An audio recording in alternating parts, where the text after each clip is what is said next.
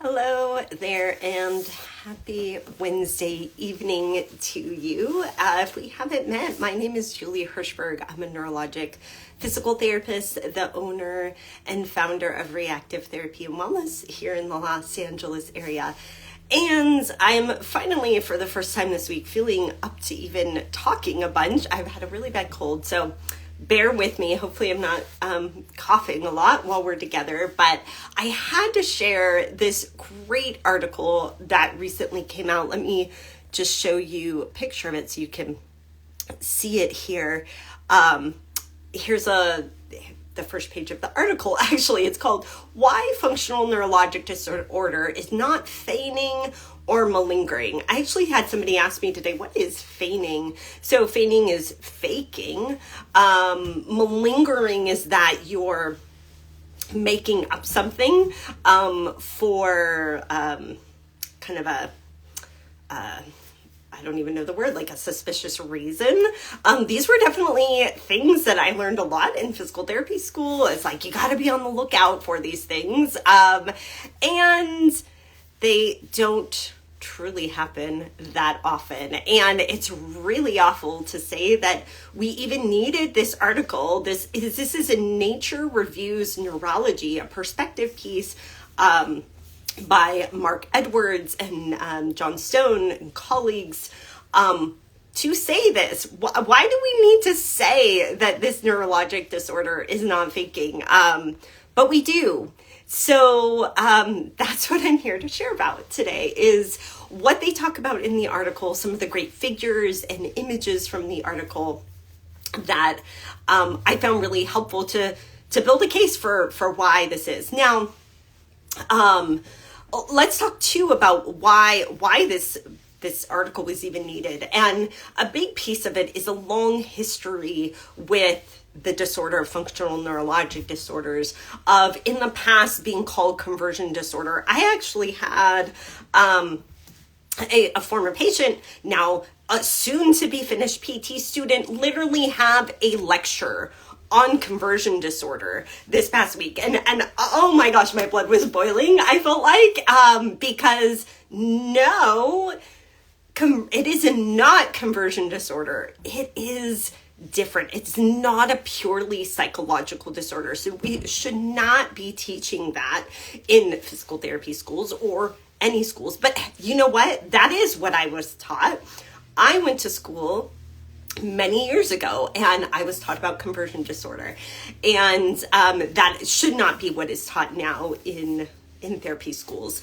But actually in the introduction to this article, they talk about some of the reasons why this needs to be said, why it needs to be said this is not faking, because of that history. And when they've questioned neurologists, they actually quoted from a study, 58% of neurologists, this like blows my mind, thought that there was an overlap between functional neurologic disorders and faking. 58%, like, can you believe that? 13% of people in this particular study indicated that FND and faking were simply subsets of the same phenomena. That is just really hard to believe, but that is absolutely the case. And this was an article, now this was from 2011, so hopefully we've come a ways, but this was neurologist understanding and management of the disorder. So I think we have come a ways. Certainly I'm excited. I have learned this, right? I feel like, oh my gosh, if I can learn this, we all can learn this. We can learn differently than what we learned in school. I get to teach this at the University of Southern California in our Doctor of Physical Therapy program, and to clinicians all over the world. You know, this is what I love to talk about. So they start off with that, like, why does this need to be said? Then they go into some of the clinical epidemiology of functional neurologic disorders by going through a bit of that history, conversion disorder, hysteria, and so on, and also just how common functional neurologic disorders are. And then what is so interesting, and I want to share this figure here. right from the article. I find this so fascinating and certainly what I see clinically. And this was part of what the amazing Heather Salon, a neurologic PT from Mass General Hospital, presented in our F&D course for the CSM conference last week. She presented this really great history of it. And if you look at videos, if you look at images, which is what they put together here, you can see the patterns that occur and have occurred across time. There's a lot of consistency in those patterns. So you can see at the top, this is the 19th century patterns that people found: dragging gait with the hip externally rotated, a clenched fist, sometimes with wrist flexion, orbicularis oculi contraction with contralateral raised eyebrow. So interesting, but this is a very common and consistent pattern, and certain patterns in functional seizures. So leg weakness patterns, I know the brain PT right now, Lily is going, wow, yes, this blows my mind. Functional leg weakness, functional dystonia, functional facial dystonia patterns, functional seizures have been very consistent throughout time, much like the patterns that we might see in somebody post-stroke, for example, what we might see in a spinal cord injury. Consistent patterns historically and now in the 21st century. You can't make this up, right? You can't fake a pattern like this. So in a way, what they're writing in this perspective piece, which again, unfortunate that they have to write this, but they're building a case for, can you see? One cannot fake these patterns that have been occurring since the beginning of us documenting these patterns. They're very consistent. Now, this doesn't mean that everybody with a functional neurologic disorder looks like this. In the clinical experience and in the literature, we see a lot of different presentations, absolutely. But there are these consistencies, and just so very interesting that we find those. Something else that is shared, and this is the last, let me bring up the table, the last table in this study, which is very interesting. I know it's tiny on the screen here, but this is looking at the clinical and epidemiological evidence arguing against functional neurologic disorder being a result of faking.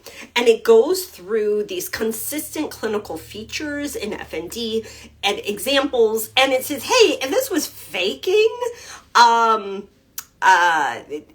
this is what that would look like. And basically, again, building the case, objective symptom patterns on observation and examination, where you see both historical consistency and geographical consistency, subjective experiences across the board, comorbid symptoms and other neurologic disorder, comorbid mental health symptoms, again, not a psychological illness, but we can see comorbid mental health symptoms in a lot of neurologic diagnoses, yes. Predisposing factors, yes. Precipitating factors like physical injuries, yes. Interaction with investigation, so with EEG, for example. And this one, which I love the most, is response to treatment studies. So people with functional neurologic disorders who undergo treatment specific to FND respond and they can get better. And this would not be the case if somebody was faking it. Now, another piece that I really love, and I'm going to grab, somebody asked here, is there a link for the study? So the study is, if you go right to, where is it again? I'm just pulling it up. Nature Reviews Neurology. If you look right there, it's not free full text. However, the author, John Stone, he is somebody I follow on Twitter. in his Twitter, so if you look for John Stone on Twitter, in his thread about this this particular study, he actually has a token and a link that you can download the whole article. So go get yourself that. That's what I have here, and it's a great resource, and it's free. So now I want to show too, they also talk in this study about some of the findings in the brain. And I'm going to actually bring up, this is from John Stone. So this is an advertisement for Twitter, okay? So if you're not on Twitter, I highly recommend it. As a healthcare professional, I like to follow my favorite researchers, other researchers, institutions. When a study comes out, often it will be there and they'll give a summary of it before it's even published or before you can even get the full text. So that's actually where I saw this just a couple of weeks ago. Yeah, February 16th, you can see. So this is a little screenshot from that Twitter, and he has a thread about this article. Super helpful. So what this particular image shows is that not only do people with functional neurologic disorders improve with FND specific treatment, there are changes in the brain. And so you can see thalamus, caudate, putamen, so some of those deep nuclei in the brain, and you can see a pre, and then you can see a post. Significant changes in those areas with treatment. And again, this wouldn't be happening if FND was not a real disorder or if a person was faking it. Another thing that he shared, so this is also maybe a commercial for John Stone, but he's done so much work in advocacy in FND. So let me see if I can bring up this other one here. This is so fascinating to me. So I have looked at this research. I find this clinically as well. When I meet somebody with FND, most of the folks that I've met have a really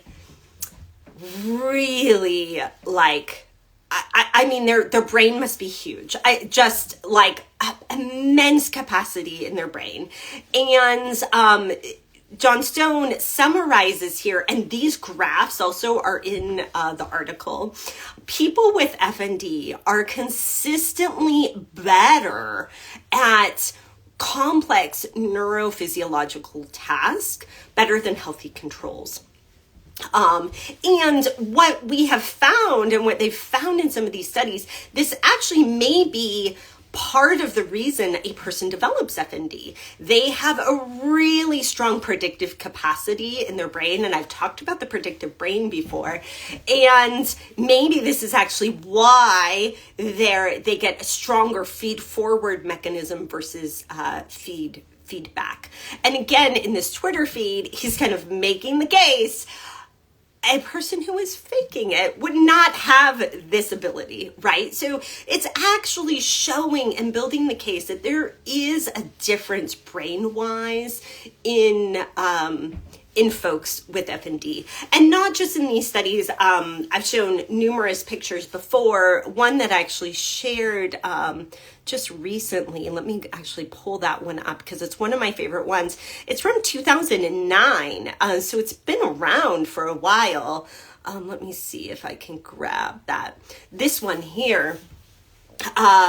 I really love this study, but basically they looked at people with functional paralysis and they had them in doing an fMRI, a functional magnetic resonance imaging, and they had them fake paralysis, and you can actually see the green and red on that brain on the left. That's the primary motor cortex, and you can see a very clear pattern with faked weakness or feigned paralysis.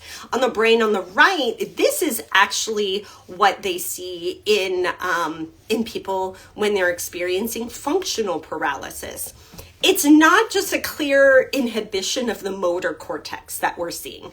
That's kind of what we're seeing on the left. We're seeing changes in connection between primary motor cortex, precuneus, the ventral medial prefrontal cortex. The right temporal parietal junction is another area that's been indicated in FND. So it's not a disorder of the person just not wanting to move.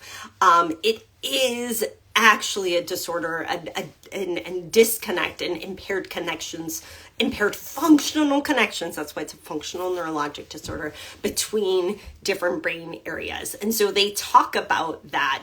I think this study like literally says it all to me. I think it's brilliant. So I have one more, I think, in here. And yeah, that's actually this whole graphic. I'm going to pull it up on in the article over here, and I'll just kind of walk you through each of these particular studies that he mentioned. I already mentioned the one about some of the tasks that people are neurophysiologic tasks that they're actually better at. But on A actually shows hypoactivation in the right temporal parietal junction. I talk about that area a lot. But this was observed in people with functional tremor compared to voluntary tremor. So a big distinction there. Now, I do want to point out, because Aspen's asking such a good question, is it beneficial or worth requesting an fMRI, or will doctors even do it? Such a good question. Doesn't it seem like we are headed in the direction that fMRI might help us in diagnosis? It certainly does. We're just not there yet. fMRI is really used for research purposes, and in these cases, it's showing changes in the brain, but we have not shown that those are diagnostic. It's more that like, wow, people with FND are different than healthy controls. But it hasn't found that like, wow, this distinct pattern is in every single one of them, and therefore we can diagnose it, right? So we're not there yet. I wish we were, and I do think that it will get there. Not next year, but in the future, I think that that's somewhere we'll be, where there will be more diagnostic tests to understand. Now, I will say this was not part of the study, but since you asked the great question, thank you. There is neurophysiologic findings on EEG that indicate functional seizures. There are also some neurophysiologic findings for functional tremor. So we are getting there. And I think to your question, I think we all wish for a definitive diagnostic test. But you know what? In many disorders, in many neurologic disorders, there is not a definitive diagnostic test. Parkinson's, for example. It's a clinical diagnosis. We do have something called the DAT scan. It's not entirely definitive. You put pieces together, clinical exam with imaging. Now, I think a lot of us want to hold on to like, well, if there was this, then people would believe it, which I think as the research comes and continues to show this, which is why they had to write a whole perspective paper on this, because people aren't believing it. They had to put these pieces together for neurologists, for physicians, for psychiatrists to understand that this is indeed a brain disorder, right? So I wish we were there, but we are not there yet. So A, though, is an example of that fMRI. B is a SPECT image showing that recovery of hypoactivation to more activation with treatment. That like, if you want to get like a neurotherapist excited, that gets me so excited. Like thinking that intervention that we can do changes the brain. Areas that were not functioning before, not connecting the right way, are now connecting. There it is. It is right there in that lovely study. In C, this is what I had talked about before, is more adeptness at some of these neurophysiological tests. And then D, E, and F are further studies showing distinct changes. One of them in F is actually that broken escalator phenomenon that I've talked before about in FND, which shows that there's similar motor learning in a person with FND, but that there's actually this persistent after effect and a decreased ability to de-adapt from motor learning. And if you have FND, you understand this. Like sometimes you might be able to walk perfectly and then, something changes and boom, you lost that ability. That's that de-adaptation, the difficulty shifting from one context to another. We also see this in Parkinson's. So anyway, all of these pieces together providing evidence that there are distinct differences in the brain in people with FND. So I'm going to say it again, maybe louder for the people in the back. But this study was bringing together the evidence to show that functional neurologic disorder is not faking. It's not malingering. And though this was not the point of the perspective piece, it's also not just a psychological disorder. Yes, there is a trauma subtype of FND, or that's been proposed, I should say. Yes, people with FND can have experienced a lot of psychological trauma, especially as they pursued understanding their diagnosis. Yes, some people can have anxiety or depression. That's very common in neurologic disorders and really any disorders that disrupt your life. The good news, and I'm so glad that they published this paper, is that we're just getting the word out. We're getting the word out. FND is not faking, so that it can be better recognized earlier, and hopefully get people to that treatment, to those treatment teams. Like we run an integrated team program, PT, OT, psychology, yoga therapy, exercise for people with FND. Get people connected to treatment quickly so that they can recover and improve their lives. So, thank you so much. Thanks so much for your interest. I know people ask for links. If you're a part of our newsletter, I will include this article in the newsletter. I'll try to put a link to the article in our stories as well so that you can get it. But again, it's from Nature Reviews Neurology. It's called Why Functional Neurological Disorder is Not Feigning or Malingering. But join our newsletter. I'll send this out every week. If you're a healthcare provider, join at our education site, reactiveeducation.com. If you're a person with neurologic disorder, join on our website at reactivept.com. And if you're a person with FND or a similar type, we work with people all of the time. FND, CRPS, 3PD, a lot of those neurologic disorders that are less understood. Take a look at our website, reactivept.com. We have an integrated program just for this. And we get it. We get this disorder. We've been doing this for a while. So I appreciate you so much. Thank you so much for joining me today. And I hope to see you in our community soon. Thanks so much and have a good night.